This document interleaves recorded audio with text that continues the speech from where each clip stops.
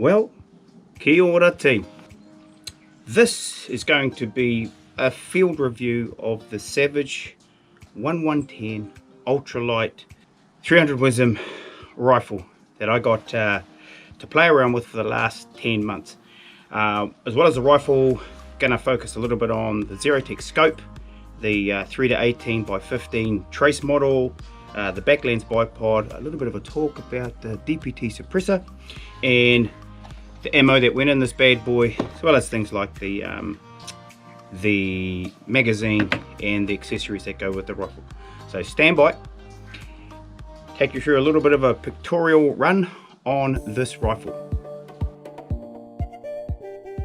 So obviously the first stop was the 100 meter range to group the factory ammo and zero the rifle. I was reasonably happy the way things went, settling on a 3/4 MOA final group. Next, I was off to validate my drop chart at ranges of 350, 450 and finally 785.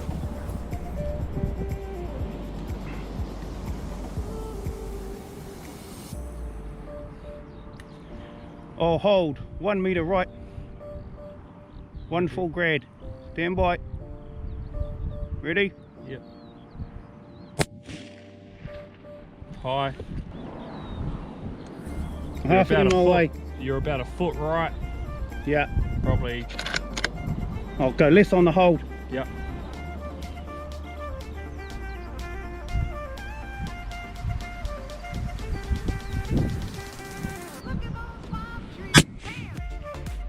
Ooh, I think there's a hit.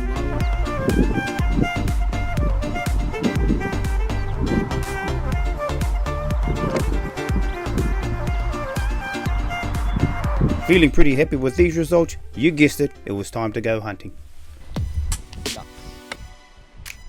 I'm holding in the guts. Yeah. That got him.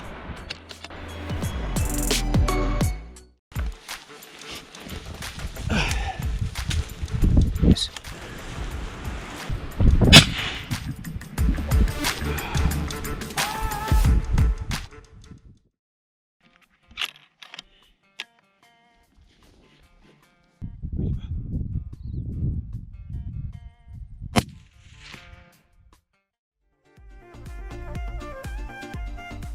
Overall, I was pretty pleased with the results, so let's get back to that review.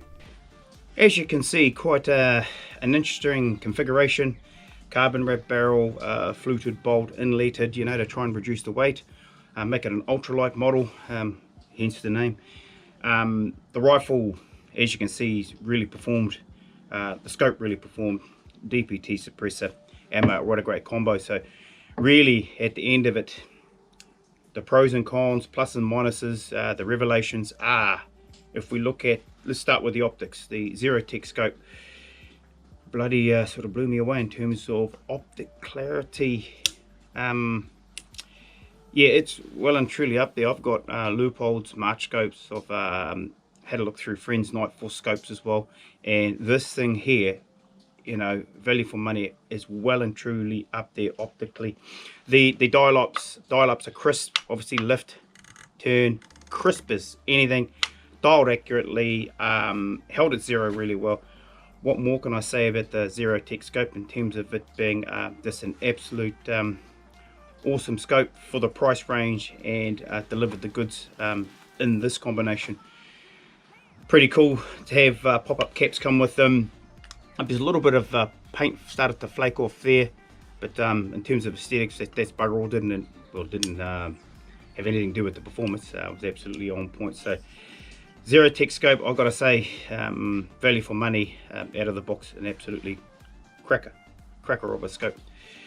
The rifle itself, carbon wrap barrel, decreased the weight, the fluting on the bolt, the inletting, all added to this whole package of being it an ultralight rifle. The only sort of downside to being really light is obviously stability or in around shooting, in terms of it, you know, having, I'm used to rifles that have got a lot of weight, so the weight holds the rifle down on the recoil. It's just something I had to get used to. A little bit more movement in the rifle, but as you can see in the previous footage still delivered the damage. Accu trigger took me a little bit to get used to that bad boy there. Creeping in on here and then pulling the trigger back, but like I see, videos, they speak for themselves. The cheek rest, now this does come with a whole heap of adjustable cheek combs that come in it, but I just changed that for this cheek pad here. They come in the package if you do buy the rifle.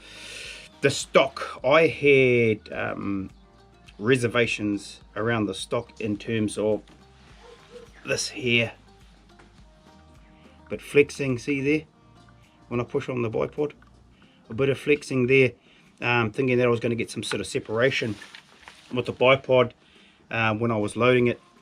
I worried for nothing really, because it really didn't come to anything. It held at zero, it zeroed well, shot well at long distance. So yeah, the polymer stock, yeah, not a big deal. I mean, obviously if you wanted to upgrade to an aftermarket chassis, or a Macmillan, whatever, you know, I mean, that's all up to you. But as it is, this package here out of the box, bloody fine. The ammo I used in here was box ammo Federal Terminal Ascent 200 grainers. Performed exceptionally well. I think the one I shot at 7.65 missed the first shot and twacked it on the second, ran 15 meters and killed over. Quite a cool looking bullet. Blue tip, silver's for killing werewolves, not even. A bit of a downside, or something to consider when you do get this rifle, that mag only holds 2 wisdom rounds, to be fair.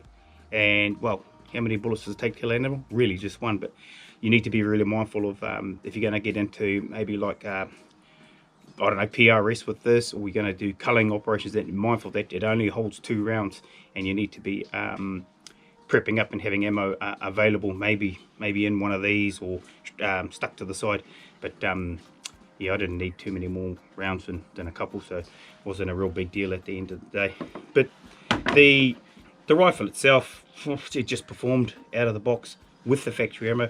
I reckon if you did a load for this, load development, it'll just bring those groups in. I shot probably about inch, 3/4 inch group with this stuff here, which is perfectly fine. When you take it 700, it's only going to get about that big sort of thing. That's still a deer shoulder, so still within the realms of reality and accuracy. You know, if you're after a mountain rifle, or a rifle you want to carry in your hands, this is the bad boy. So super light, and the barrel, the combo, you don't have to do a hell of a lot with it. But pretty bloody happy at the end of the day with the way this thing performed out of the box. Moving to the Backlanz Bipod, claimed to be the lightest bipod in the world, carbon fibre, made here in New Zealand. I took a little bit getting used to the way it adjusted, because I'm a Harris man. Did a bit of stuff with the Atlas stuff as well, but I'm primarily a Harris man.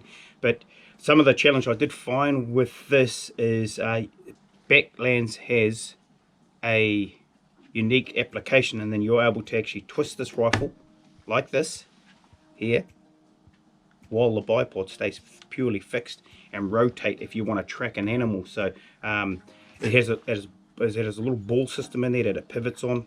I found this personally a bit of a challenge, because I load the bipod quite heavily, you know, forward like this, and I found a couple of times I just, when I wasn't right, not so much the bipod's fault or the rifle, but when I wasn't completely square to this, I did after the shot just get a little bit of turning off like that. So that's something to consider when looking at the Backlanz, that it is a super lightweight bipod that allows you to track your target while setting off that main point with the feet dug in. Pretty cool. It's got little spikes here, and as well as you put the rubber feet on if you want to shoot off like rocks, or if you're out spotlighting shooting off the back of a ute or something like that. Overall, it's a bloody great bipod. It is a little bit, took me a little bit to get used to adjusting these legs here. A couple of times I had them slip because I just really didn't tighten them well enough, to be fair. Had a couple of times slip when I was shooting, which is a bit of a bugger.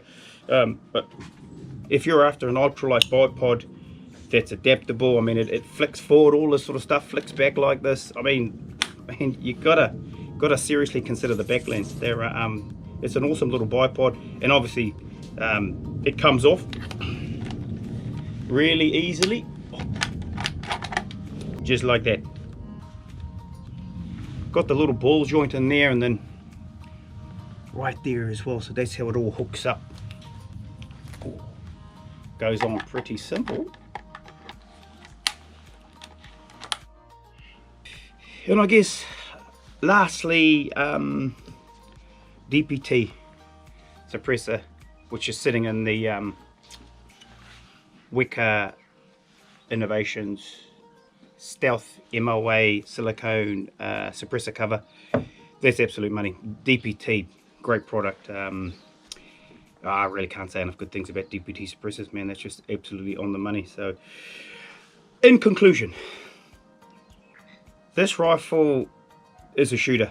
It's definitely a shooter, and to be honest, if you went down to your local hunting and fishing shop or gun city shop and stuff like that, brought one of these, grab some of this ammo, put some optics on it, got yourself a long range shooting gap, you pretty much could be shooting targets at the 700-800 meters, you know, obviously with a bit of practice, pretty easily. So I've really enjoyed the opportunity that I've had to test drive this bad boy. It's been a great journey, and I think I twacked 7, 8, 9 deer with it, 765 the longest, and 200 meters being the closest. Yeah. So anyway, I hope you guys found that informative. Go check out Zerotech scopes, Aussie scopes. Check out the Savage 1110, the bullets, and obviously DPT. So I hope you got something out of that review, and don't forget to like and subscribe, and we'll catch you on the next adventure.